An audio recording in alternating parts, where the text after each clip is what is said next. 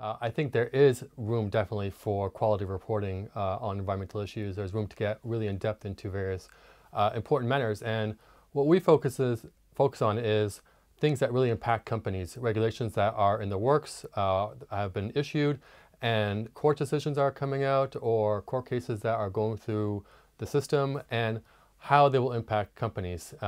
Basically, we look at the regulators and the regulated in terms of what this means for business. And the proof is in the pudding in terms of our renewals and our new subscribers and our business growing and so forth. So there is a lot of information that's free out there, certainly more and more in recent years. But in terms of real in-depth reporting on regulation and legislation and litigation, there's not a lot of good free information out there that really gets into the depth of what is this regulation. These are the nitty-gritty details that companies are interested in. And certainly, mainstream press covers the environment very well. But in terms of real deep dives into the regulations and legislation and, going line by line for a bill and things like that, that's something that there's still, I think, a lot of room for the type of reporting that my company does, that my division does.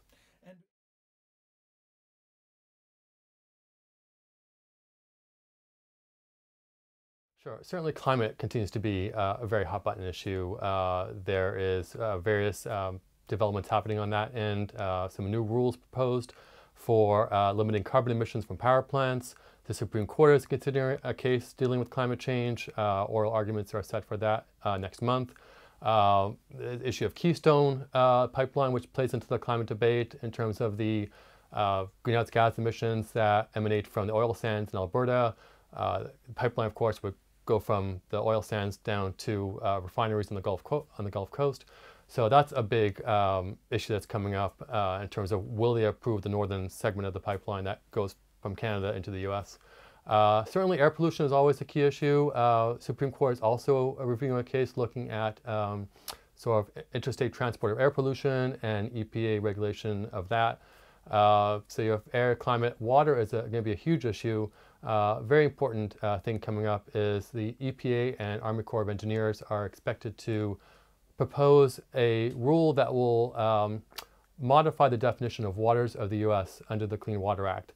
And there's a lot of technical detail in terms of what that means and what they might propose, but basically it could expand the definition of, or the scope of which waters are covered under the Clean Water Act. And there's a lot of concern amongst industry and other stakeholders that it could be a very expansive, a very large expansion of the definition and large expansion of EPA scope under the Clean Water Act.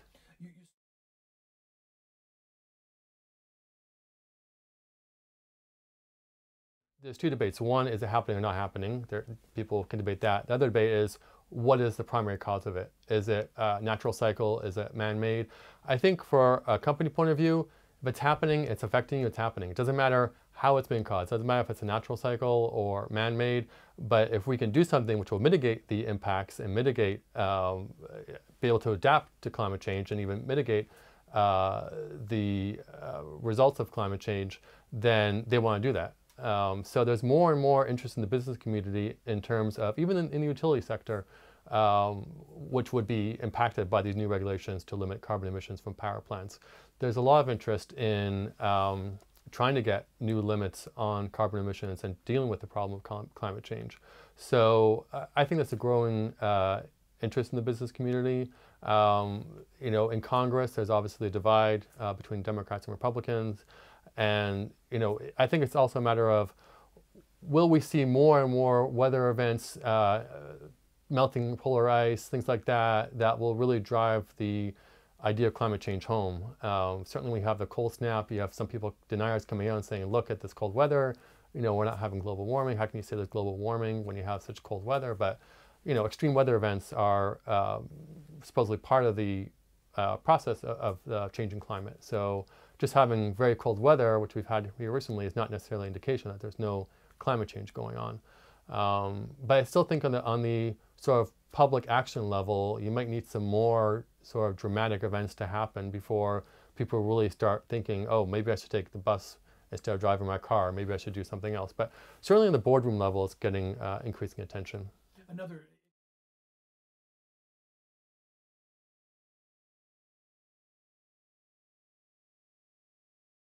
One issue which I didn't discuss, which has been in the works for several years and could come to the fore even more in 2014, is the issue of chemicals, chemical regulation.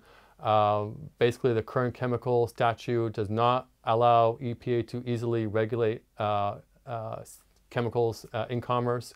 You have various incidents. You had the spill recently in West Virginia where chemicals were released into a river, and a number of people were not allowed to access drinking water for a period of time. So that spurred more and more debate of whether should we have better chemical policy, better chemical regulation.